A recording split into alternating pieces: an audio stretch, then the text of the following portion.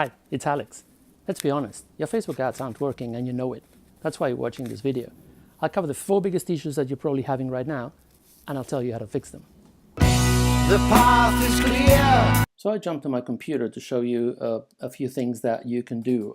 4 things that you can definitely do to improve the way that your Facebook ads are working for you.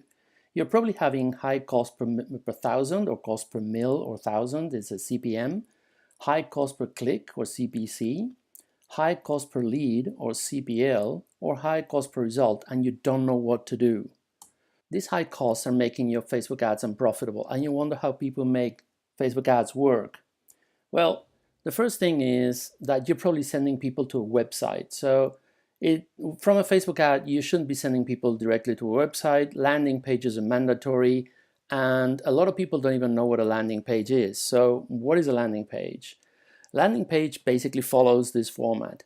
I want this, give me your email, get this. Simple as that.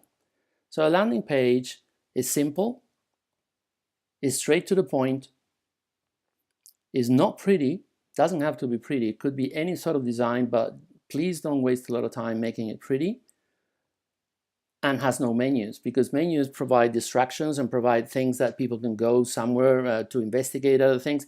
You want people to focus exactly on what you're trying them to do.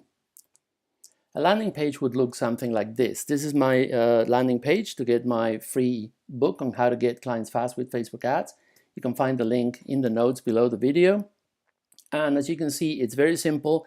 It's got the logo for branding. It's got what I want them, the visitors to do, a field to enter the email. And yes, I want a free copy. Hit the button and you're going to get the copy of the book in your email.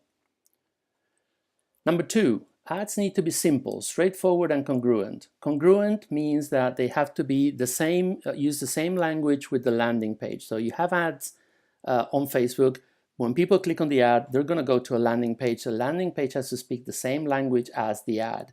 It has to use the same words and has the same offers. So if you use any keywords like iPhone, for instance, on the ad, it has to mention iPhone on the landing page as well. No thinking required for the user, they just need to click. Otherwise, they're going to scroll past it and nothing's going to happen. Number 3, you need to follow up. You need to make money on the back end. There's most likely that if you're asking for opt-ins, you're not going to make money. You're going to offer an ebook to download. You're going to be offering sign-on to a free course or something like that. The important thing is that you make money on the back end. And you need to earn the person's trust and attention and sell them stuff later. And to do that, you use email marketing or other tools like messenger bots or even more Facebook ads and retargeting.